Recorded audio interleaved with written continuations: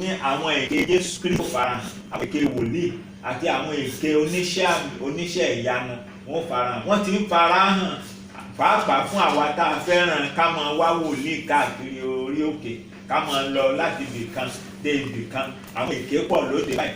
Mo sọ fún yín tẹ́lẹ̀ nípa ti ìránṣẹ́bìnrin kan tó pe rẹ̀ ní wòlíì. Ó ní Ọlọ́run ti ró ojú ara àwọn lágbára, ó ti fòróró yan ojú ara àwọn pé ọkùnrin tó bá ti bà léhùn báyìí ogun ayé rẹ̀ parí nìyẹn. Àwọn ọkùnrin wá ń ṣubú lébú, wọ́n ń tò léra wọn, wọ́n ń lọ sí ọ̀dọ̀ rẹ̀. Ṣùgbọ́n èmi fẹ́ fi dá wa lójú wípé wòlíì tó ga jùlọ ó ní Bíbélì, bíṣọ̀pù tó ga jùlọ ó ní Bíbélì. Jésù sọ̀rọ̀ níbì kan nínú Mátíù orí 4:17. Láti ìgbà náà ni Jésù bẹ̀rẹ̀ sí wàásù wípé ẹ ronú padà nítorí ìjọba kò sí gẹ́gẹ́. So we want to go and pray. We want to go and pray. So before we pray, I want you to take this note in order that if we pray, you don't repent your sin, punishment will follow. Before your prayer can be answered, you go here. We know we are letting sin. Mercy, maybe you are 40 days, you are 40 nights, and so on and so forth. If you don't repent your sin, you are assuming a sin. I am telling you, when you die in sin, you are going to hell. I am telling you. So, let me read this to you in order that Job 11:14, Job 11:14 and 18. If iniquity be in thy hand, put it far away, and let no wickedness dwell in thy tabernacles. For there shalt thou lift up thy face without spot.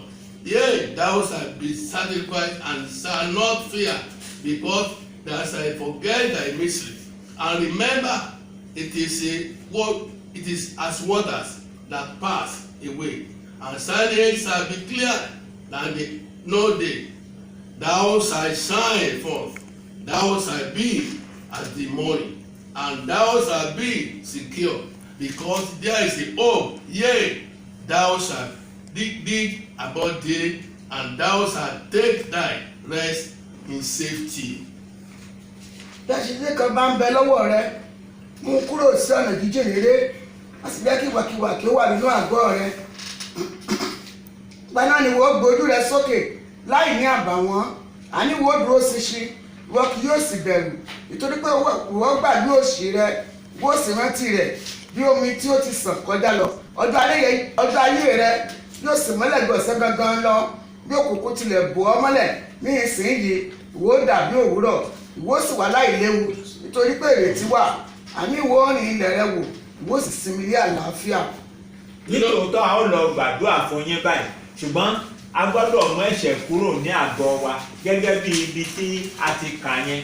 Ẹ̀rí èèyàn lè ti gbààwẹ̀ kọ́rùn rẹ̀ ó gùn kẹ́nu rẹ̀ ó gbẹ, tí ó bá sì wá ẹ̀ṣẹ̀ mọ́wọ́, irú ẹni bí ọ̀run àpáàdì ló ń lọ. Bẹ́ẹ̀ ti mọ̀ wípé àkókò lẹ́ǹtì la wà, a pè ní àkókò àánú, ṣùgbọ́n ká fìyè létí pé ẹ̀ṣẹ̀ ó máa ń dènà àdúrà ní ẹ̀ṣẹ̀ ó sì lè mú èèyàn lọ sí ọ̀run àpáàdì. So that is it. I want to thank God for your life because of your time you listen to it. You have no choice. You must listen to because it's not my word. That word is God Almighty. When you refuse, you say that what are they talking about? And you leave it. You don't count it as very important. I am telling you, you harm yourself.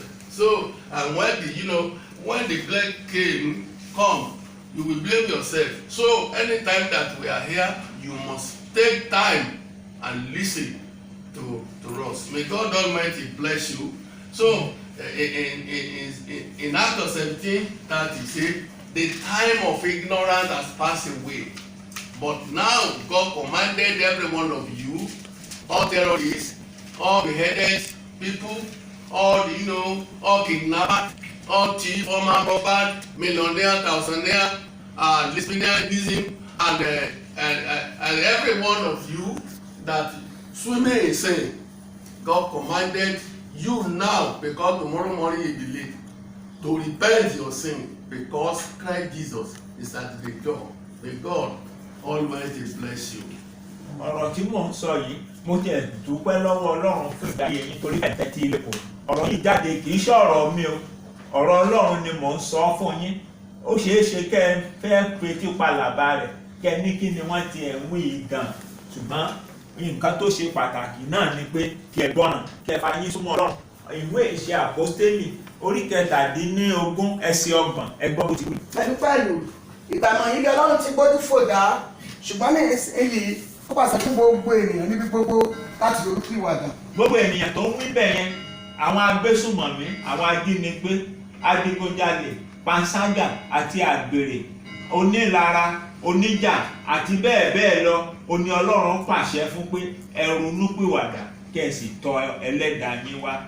May God Almighty bless you. Ọlọ́run á bùkún fún yín. Now, before we pray, we are going to pray. Get ready right now. A fẹ́ gbàdúrà ìmúra sílẹ̀ báyìí. And don't forget, on this platform, I want you to tell your people on Friday, 3rd, 4th, 2020 is very important. On Friday, we are going to start by 12 o'clock by the grace of God. Very, very important. And I want you to write 7 things you want God to do for you when you are coming. May God Almighty bless you. So we are going to pray now. I want you to to put that word into your mind, that don't fear at all. Don't fear. Go to pray. We are going to pray now. Don't fear at all. God is on our side. When we pray for you now, you use that water, you use that anointing oil, and when you are coming on Friday, the night clothes, you bring it along, and you will see what God is going to do for you. I will tell you what to do with it. So may God Almighty bless you. Ọ̀rọ̀ Ọlọ́run tí a sọ yìí ẹ fi sí ọkàn yín. Ẹ wá má gbàgbé ní ọjọ́ Jímọ̀, ọjọ́ 3 oṣù kẹrin tá a wà yìí. Aago 12 òru la bẹ̀rẹ̀ lórí ìkànnì tí a wà yìí. A wà tún gbàdúrà fún yín. Aṣọ tẹ́ fi ń sùn, aṣọ oorun yín lẹ́ mú wá. Ẹ gbé òróró sílẹ̀, ẹ tún gbé omi sílẹ̀. Ọlọ́run ó ti ẹnu wa gbàdúrà fún yín torí Ọlọ́run wà pẹ̀lú wa. Bíbélì ní tí Ọlọ́run bá wà fún wa, ta ni ó kọjú ìjà sí wa? Torí ìdí èyí, ẹ lọ fi ọkàn yín balẹ̀, ẹ má ṣe bẹ̀rù rárá. Àwọn ẹ kàn gbọ́ràn, òun náà ni Ọlọ́run béèrè lọ́wọ́. Ọ̀pọ̀lọpọ̀ lẹ́tà la dé, ṣùgbọ́n jẹ́ kí n ka ẹyọ kan ká tó lọ gbàdúrà. Ó sọ pé ẹ jọ̀wọ́ bàbá wa, ìránṣẹ́ Ọlọ́run kan sọ pé ayé yóò parẹ́ ní August tó ń bọ̀ yìí. Ń gbọ́ bàbá wòlíì, tẹ̀sí ìyá àgbà wòlíì. Sọ́lọ́run fi hàn yín ni pé ayé máa parẹ́. Ṣé lóòótọ́ ni mo kàn ní kébèrè ní ẹ má sọ pé mo yájú sí yín o. Ṣé lóòótọ́ ni ayé fẹ́ parẹ́? Ṣé lóòótọ́ ni bó bá jẹ́ lóòótọ́ kí ni ká ṣe? Kí ni gbogbo àgbáyé ṣe? Kẹ́yà lè sọ fún wa ká lè múra sílẹ̀ kọ́mọ́dà bá dàbẹ́ de kòlóra fọ́lìsì yìí fáírọ̀sì yìí. So àtọ́yẹ fún ọ. We have many letters here written by our audience, and one of them is this. Somebody wrote and said, a man of God said the word we heard this coming August. He's now asking our Father in the Lord whether God has revealed that even to him, that if it is so, now how shall we prepare so that it will not come suddenly like this coronavirus issue? So that is the question. Òun náà la sọ fún yín ẹ̀ lábẹ́ mọ́ pẹ́ kaná yín gbà kan pé oríṣi èké wòlíì wọ́n máa dìde. Àwọn sọ pé gbogbo Èkó ní ó parẹ́ wọ́n sá lọ Ságége ńgbà náà lọ́wọ́. Èkó dẹ̀ rí nísìn. Kò sóhun tó ń jẹ́ bẹ́ẹ̀ o. Ọlọ́run ò fi hàn mí ń tèmi o, ṣùgbọ́n kò sóhun tó ń jẹ́ bẹ́ẹ̀. Ẹ mọ́ bẹ̀rù. Gbogbo àwọn àsọtẹ́lẹ̀ àti gbogbo àwọn ìrankíran tó. Ẹ jẹ́ kí n sọ kíní kan fún yín ká tó mọ̀ lọ. Kí n sọ kíní kan fún yín. Kò sí ìran kankan téèyàn kan fẹ́ sọ tó jẹ́ bàbàrà tí ò sí nínú Bíbélì. Ẹ má fetí sí ìrankíran. Kíní kan fẹ́ ṣẹlẹ̀. Ọjọ́ kan fẹ́ ṣe kíní kan. Kíní kan fẹ́ ṣe kíní kan. Kò sí kankan tó fẹ́. Kò sí ìran kankan téèyàn fẹ́ sọ tó kọjá Bíbélì. Tí o torí náà kọ́, ẹ má jẹ́ kéèyàn ó dèrò báyìí pàápàá pé nǹkan Ọlọ́run fi ẹ̀mí ní tèmi o, ṣùgbọ́n Bíbélì ò dẹ̀ kò sọ bẹ́ẹ̀. Tó náà bó ṣe jẹ́ nìyẹn. Àwọn pọ̀ bí ṣùgbọ́n tó yẹ kó wa afẹ́ gbàdúrà. Ẹ gẹ́sì rẹ̀ nísìnyí afẹ́ gbàdúrà. The answer to that question is that God has not revealed this to him, that in August the whole world will end. We have told you earlier that there are false prophets and there are false prophetess. There are also false Christs. Some people said leaders will sing something and it didn't happen. So it's a lie. Well, any vision or revelation that is not in conformity with the Bible, reject that. These are prophecies of doom. So we are about to pray, get ready for the prayer. olórin kan lọ́kọ̀ báyìí pé ẹ múra kẹ́ gbòòrò sílẹ̀. Wọ́n ní ayé ló sọ pé mi ò lè ní láre, ènìyàn ló sọ pé ayé mi kò lè ní túmọ̀, wòlíì ló sọ pé ayé mi kò lè ní túmọ̀, kíyèsí Ọlọ́run kò sọ bẹ́ẹ̀. Hallelujah. Ẹ múra sílẹ̀ láti gbàdúrà. A prophet, a singer sang and said, "It's the people of the world that say I cannot make it in life, that my life can never have meaning. It is the prophet that has said it. God has not said so." So we must be careful to go to mountain and so on and so forth and listen to the first and listen to the first person here and there. So believe the Bible. Bible is your greatest. You know, I'm not in the place now. You are not used to me in America, in all over the world now, in China and so on and so forth. And so I'm not used to. I'm ready to use the word of the life, and it's with you now. I want to pray for you now. So God will answer our prayer. So don't worry, I want to pray for you now. Get ready. Àwọn fẹ́ gbàdúrà fún yín báyìí múra sílẹ̀. Gbogbo àgbáyé lẹ ti ń gbọ́ mi lórí ìkànnì yìí. Nísìnyí, àdúrà fẹ́ ti rí bí báyìí. Do your hand like this. Ẹ wá ra owó yín báyìí. First of all, thank God Almighty. Lord, I thank you because that virus, it never attacked me because you cover me. Thanking God. Thanking God. Ẹ kọ́kọ́ dúpẹ́ lọ́wọ́ Ọlọ́run. Olúwa ó ṣé o tí mo lùgbàdùn àrùn kòrónà. Ẹ bẹ̀rẹ̀ sí dúpẹ́ lọ́wọ́ Ọlọ́run. Thanking God, thanking God, thanking God. Ẹ máa dúpẹ́ lọ́wọ́ Ọlọ́run. Ẹ máa dúpẹ́. Olúwa ó ṣé tó jẹ́ kí n lùgbàdùn àrùn kòrónà. Olúwa ó ṣé o. Èmi ni ọmọ Jesus' name we pray. Amen. You are going to pray second time, thanking God that God, I thank you because I don't sick, I don't be in hospital, I don't have any stroke, I don't have. Lord, I thank you for all my children, my wife, my husband. Lord, I thank you. Shall we pray? Ẹ bẹ̀rẹ̀ sí dúpẹ́ lọ́wọ́ Ọlọ́run. Olúwa ó ṣé tó jẹ́ kí àrùn ó dá mi gúnlẹ̀. Ẹ jẹ́ wà lórí ibùsùn àìsàn nílé ìwòsàn. Olúwa ó mọ̀ ṣe àtẹ̀mí ní àtayá àtọmọ. Olúwa ó ṣé ẹ̀jẹ̀ aṣáárẹ̀, ẹ̀jẹ̀ aṣàìsàn, ẹ̀jẹ̀ ká ní àrùn kankan kó ti wòrí. Olúwa ó mọ̀ ṣe. Let's pray. Amen. Yeah, we are going to pray again about our Nigeria and that we are going to thank God from Nigeria. You know, many people die all over the world, but today I just want the news this evening that only 2 persons have died. So we are going to thank God for our nation. Lord, we thank you because you cover us with your blood. Let us thank you. Ẹ jẹ́ dúpẹ́ lọ́wọ́ Ọlọ́run. Olúwa ó ṣé torí pé o fi ẹ̀jẹ̀ rẹ bò wá. Torí pé à ń gbọ́ròyìn arígbọ̀gọ̀rọ̀ èèyàn ló ń kú ní gbogbo orílẹ̀-èdè àgbáyé. Ṣùgbọ́n èèyàn méjì wéré ló ti kú ní orílẹ̀-èdè Nàìjíríà yìí. Olúwa ó ṣé o. Olúwa dúpẹ́ fún orílẹ̀-èdè wa tó fẹ̀jẹ̀ rẹ bò wá, tó pa wá mọ́, tó dáàbò bò wá. In Jesus' name we pray. Amen. I want you to pray. Amen. Mo fẹ́ kẹ́ gbàdúrà dáadáa. The second prayer is this. Àdúrà kejì nìyí. Lord, forgive me my sin. Olúwa dárí ẹ̀ṣẹ̀ mi jì mí. Forgive the whole world their sin. Dárí gbogbo ẹ̀ṣẹ̀ àgbáyé jì. Forgive Nigeria's sin. Dárí orílẹ̀-èdè Nàìjíríà jì wá. Make sure you know that you are in Nigeria. Wípé wà ní orílẹ̀-èdè Nàìjíríà. Let us pray. Ẹ bẹ̀rẹ̀ sí ní gbàdúrà.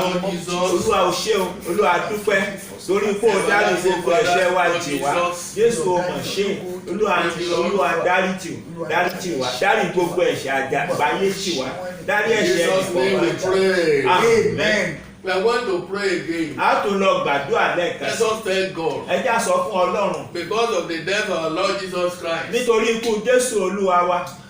That Christ Jesus must forgive us. Pé Kristi ó lè dáríjì wá. Shall we pray for the whole world? Ó yẹ gbàdúrà Jésù Kristi nítorí ikú orí àgbélébù wá dáríjì wá torí ẹ̀jẹ̀ rẹ̀ iyebíye tó ta sílẹ̀ torí iṣẹ́ tó ṣe yìí tó mú ẹ̀ṣẹ̀ wa kúrò tó kú láti rọ́pò wa Olúwa dáríjì. In Jesus' name we pray. Amen.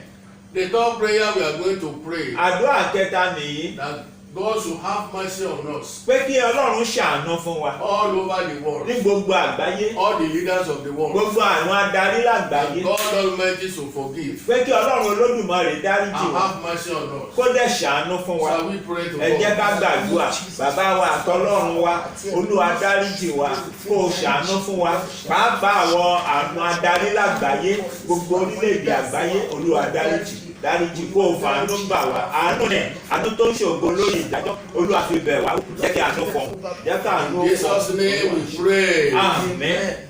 Now we are going to pray for 7 times.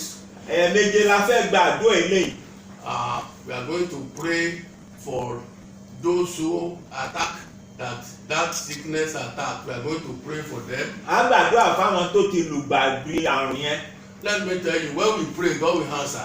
Mo fẹ́ sọ fún yín tá a bá gbàdúrà Ọlọ́run á dáhùn. Just keep your mind at rest. Ẹ kàn lọ fọkàn yín balẹ̀. Isaiah 45:5-7, he says, I'm the Lord, and there is none else. There is no God beside me.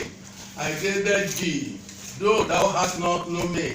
Thou that may know from the rising of the sun and from the sweat, that there is no beside me. I am the Lord, that there is no else. I form the light and created darkness. I make peace and I create evil. I, the Lord, do all these things. So, yes. Èmi ni Olúwa, kò sí ẹlòmíràn, kò sọ́dọ̀ kan lẹ́yìn mi.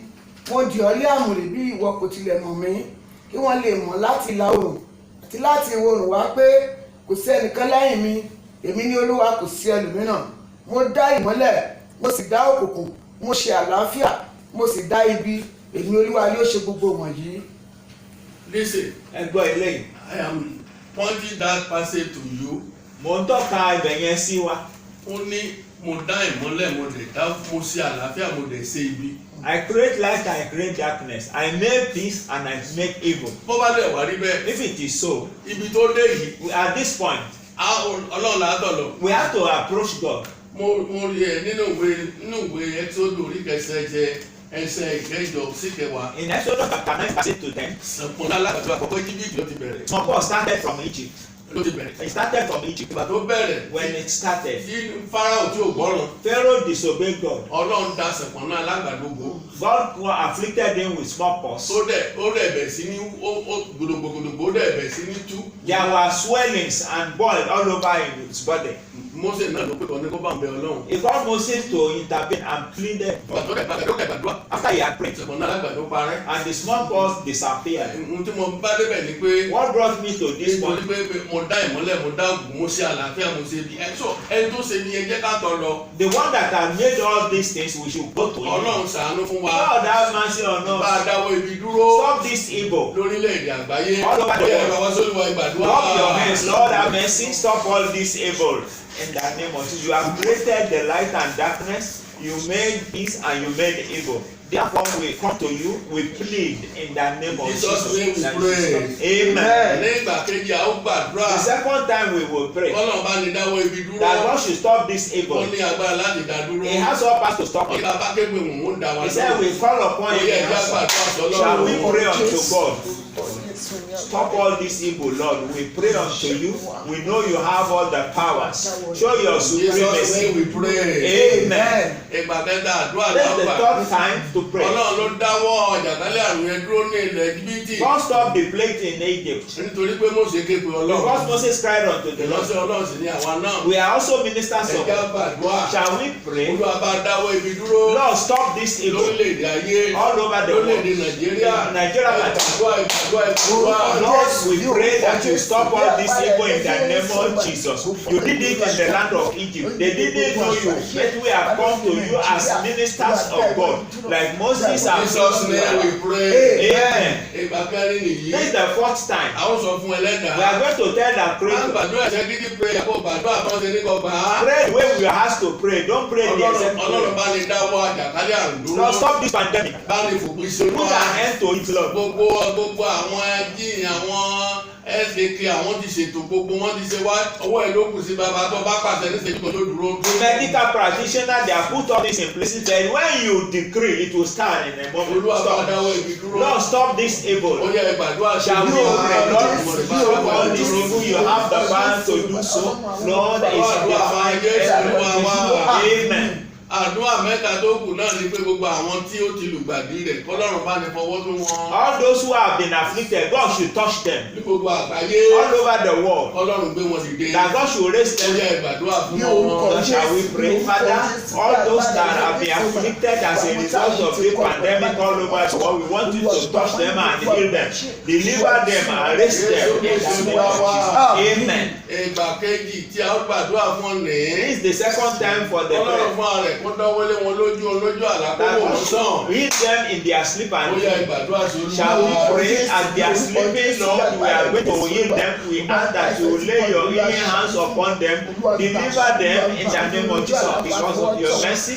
In the name of Jesus, we are standing in the gap and we pray for them that you heal them. Jesus name we pray. Amen. àdúrà keje ní tó jẹ́ tèwọ̀ nìkan. This is the seventh prayer and it's meant for you. ó wá fi ọmọ rẹ lé ọlọ́run lọ́wọ́ ìyàwó rẹ gbogbo ẹ̀wọ̀n tó ní níbi tó ga dé tó pàtó ni mo ṣe sọ fún ọ máa bẹ̀rù. Fear not, you have to hand over your children, your wife and all your relatives unto God. orin dábìdì orí kẹrìndínláàdọ́ta ó ní ọlọ́run ní ààbò wa àti agbára lọ́wọ́lọ́wọ́ ìrànlọ́wọ́ nígbà ìpọ́njú náà la kì yóò bẹ̀rù. Yeah, Psalm 46 verse 1 says, the Lord is our refuge and our strength and a very present help in time of trouble. We shall not fear. tó àgbà gbọ́dọ̀ bẹ̀rù. We should not fear them. àdúrà lóṣù tó kù náà nìyẹn. That's the last prayer. ìyẹn ni àdúrà tara rẹ. Your own personal prayer. gẹ́gẹ́ ká John 16:22-24 ó ní and ye know therefore have a sorrow but I will see you again and your hearts are rejoiced and your joy no man taketh from you and in that day ye shall ask me nothing verily verily I say unto you whatsoever you shall ask the Father in my name he will give it to you. Yet have ye asked nothing in my name, ask and ye shall receive, that your joy may be fulfilled. nítorí náà ẹ̀yin níbi jẹ́ ní ìsinyìí ṣùgbọ́n èmi ò tún rí yín ọkàn yín yóò sì yọ̀ kò sì sí ẹni tí yóò gba ayọ̀ yín lọ́wọ́ yín àti ní ijọ́ náà ẹni tí yóò bí mi léèrè ohunkóhun lóòótọ́ ni mo wí fún yín ohunkóhun tí ẹ̀yin bá béèrè lọ́wọ́ baba ní orúkọ mi òun ò fi fún yín títí di ìsinyìí ẹ kò tí ì béèrè ohunkóhun ní orúkọ mi ẹ béèrè ẹ ó sì rí gbà káyọ̀ ní kí ó lè kú. Jésù lọ sọ̀rọ̀ yẹn kì í ṣèmi o. Jesus spoke there, not our Father in the Lord. Wọ́n ní lóòótọ́ ni ìlú bá wà ní ìsìn gbogbo ayé wà nínú ìṣòro wà nínú wàhálà. Wọ́n ní tí ìbéèrè ohunkóhun lórúkọ mi wọ́n ní ká béèrè ló wọ́n fi fún wa. Truly we are afraid, we are intimidated, everybody is in trouble now. But he has said, you have not had anything at all in my name. Ask, and it shall be given unto you. Nínú ìwé Matthew 24:35 yẹn, ní kínkínní nínú ọ̀rọ̀ mi kò ní ṣaláìṣẹ. Ọlọ́ba ti sọ̀rọ̀ wọ́n máa múṣẹ́. Àwọn ọ̀jọ̀gbọ́n ayé ní mọ́ sọ̀rọ̀ tí kì í múṣẹ́. Wọ́n ní kò béèrè, ẹ jẹ́ ká béèrè. Olúwa àjàkálẹ̀ àrùn tó ń lọ yìí, mọ́jọ́ kọlù mí, mọ́jọ́ kọlù ọmọ mi, fẹ̀jẹ̀rẹ̀ dáàbò bò mí, mọ́jọ́ kọlù ìyàwó mi, mọ́jọ́ kọlù àwọn àbúrò mi, Olúwa fẹ̀jẹ̀rẹ̀ dáàbò rẹ bò mí. Ó yá ìgbàdúrà sí Olúwa. Pray that God should not allow you to be a victim of this pandemic. Your wife, your children, and your relations, wherever they may be, including your siblings. Lord, don't let us be victims of this pandemic. In the name of Jesus. Jesus' name we pray. Amen. Sọ̀wọ́ rẹ̀ báyìí kí ló ń fẹ́ kọ́lọ́hún ṣe fún ọ. Make a desire. What do you want God to do for Má you? para rẹ̀. Don't kill yourself. Fọyọ̀ ní wàhálà kan tàbí ìṣòro kan. Maybe you have a problem. Lọ́wọ́ fọkàn rẹ̀ balẹ̀. Then be at rest. Ọlọ́run yóò yà ọ́ lẹ́nu. God will certainly Ọlọ́run surprise yóò you. gbà ọ́. God will save you. Ọlọ́run fẹ́ràn rẹ. God loves you. Ọkàn ronúkú àdáni. You have to repent only. Torí náà wàá béèrè. Therefore ask, Ṣéṣẹ́ rẹ ni. is it your job? Iṣẹ́ rẹ ni. Is it your job? Onídààmú ní ìlú tó wà. We have trouble where you are sick. Ọmọkùnrin balẹ̀ Ọlọ́run gbọ́. God will answer your prayer. Open your hands and Just just pray. Lord, in the name of Jesus, Lord, I commit my job even unto you. You will move mightily concerning all the trouble in our family. Lord, we ask that you intervene. In Jesus' name we pray. Amen.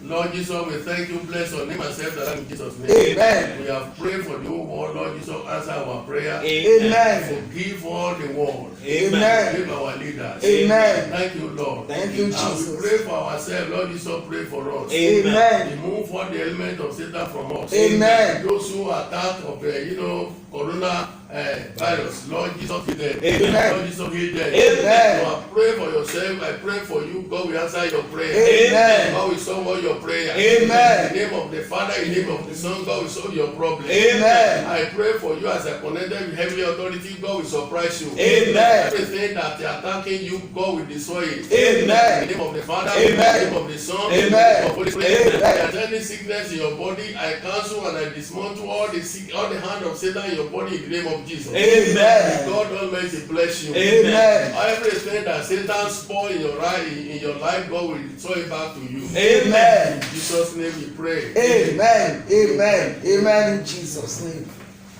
So now, raise up your water and oil. Ẹ gbé òróró yín àti omi yín sókè báyìí. I want to bless it for you. Mo fẹ́ súre sí i fún yín. So, it's 3 times now that you brought it. So, on Friday, you are going to bring it again and tell your brother and sister to join this platform. Ìgbà kẹta tẹ́ ó gbé wá rè tó bá tún di ọjọ́ Jímọ̀ tó gbé wá. Ẹ sọ fún àwọn ará yín lọ́kùnrin àti lóbìnrin tí gbogbo wọn wò wá. So you will, you use it and bath it, and that, that anointing oil, you will anoint your bed, your room, your living room, you anoint it because I want to pray on it. The power of God is there. In the name of Jesus. Amen. In the mighty name of Jesus. Amen. Father, we thank you, bless your name, accept and thank in Jesus' name. Amen. You are the maker of heaven and our power belongs to you. Yes. Lord Jesus, let this water turn to your blood. Amen. Let the anointing turn to the blood. Amen. Let the word of God enter to the anointing. Amen. Let the word of God enter to the water. Amen. When you use it, miracles, signs and wonder will happen in your life. Amen. You are covered. Amen. You are covered. Amen. Mo gbàdúrà lórúkọ bàbá ọmọ àti ẹ̀mọ́ káṣí ọ̀run wọnú òróró. Amen. Káṣí ọ̀run wọnú omi náà. Amen. Lórúkọ bàbá ọmọ àti ẹ̀mí mọ́ ẹ̀jẹ̀ Jésù kó wọnú òróró. Amen. Ẹ̀jẹ̀ Jésù kó wọnú omi Amen. náà. Mo bá ti lò lórúkọ bàbá ọmọ àti ẹ̀mọ́ agbára òkú ní fọwọ́ kàn. Amen. Mo gbàdúrà fún ọ yóò sì rí bẹ́ẹ̀. Amen. Lórúkọ bàbá Amen. àti ọmọ Amen. àti ẹ̀mí mímọ́. Amen. Jésù Olúwa wa. Amen. Amen. Amen. I have prayed for you. Mo ti gbàdúrà fún ọ. Keep your mind at rest. Kí ọkàn rẹ balẹ̀. About Agbára Divine Foundation, you will see the many people ask our account and so on and so forth. You will see it on the screen. Then you will God lay to your heart. You can do whatever you can do. May God Almighty bless you as you do it. Nípa ti Agbára Divine Foundation, a ti kọ nọ́mbà jáde fún yín ti báńkì. Bí Ọlọ́run bá ti fi sí yín lọ́kàn, ẹ ṣe yín ti. And I want to thank God for your life. I want to thank you so much. Those who are, you give and every month, you give to, in order that we give food for those who have not. I want to thank you so much and I want to appreciate you. Let me tell you, don't eat your food alone. Don't spend your money alone. Because when you die, you will never take anything with you. A sì fẹ́ máa lórí gbogbo ẹ̀yin tẹ́ ẹ ti ń nawọ́ sí wa nípa oúnjẹ ni nípa ti owó ni. Àwa fẹ́ rọ̀ yín pé ẹ má dàjẹ oúnjẹ yín o, ẹ má dáná owó yín. So you can bring the trailer of rice, the trailer of garri, the trailer of beans, the trailer of